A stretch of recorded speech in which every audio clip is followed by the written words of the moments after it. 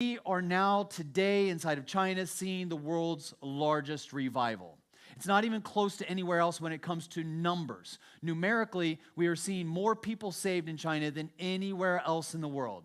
Rough estimates. Nobody really knows how many, but we have a book called China and End Time Prophecies, and there I lay out how we get these numbers. So if you're interested in how we get these numbers, I can lay out a little bit for you in that book, China and End Time Prophecy. But right now, rough estimates are about 28,000 to 30,000 people coming to Christ every single day inside of China. That's about 1 million a month. Right now, we're looking at about 150 to 170 believers in China. This is phenomenal because out of all of those new believers, we are seeing something inside of China that we've never seen before in the history of China. We've had a lot of people that have given their lives, a lot of missionaries that have gone there, a lot of people that have served for years, hoping and praying to see what we're seeing today.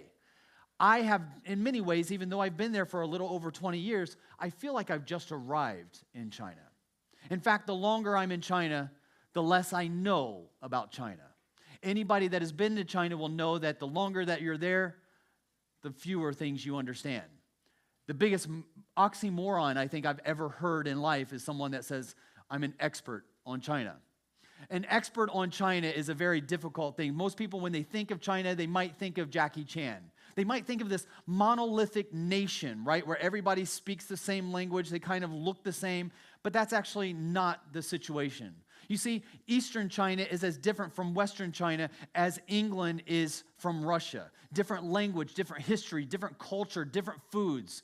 And when you look at the people from different parts of China, you can actually tell where they come from based on the characteristics of their looks. In fact, if you ever go to Western China, if you are familiar with the sitcom Friends, there are people that look like they're Ross from Friends, and yet they consider themselves Chinese. If I was an immigration officer in the United States and we get certain people from Western China come and arrive at my immigration desk with a Chinese passport, I would think that they were lying because they don't look Chinese. And in fact, I speak better Chinese than most of the people in Western China because they have a different mother tongue. So while I'm in China, I feel that I have learned many things. And I'm going to share a couple of things that I've learned. And the things that I've learned might be a little bit disappointing to you.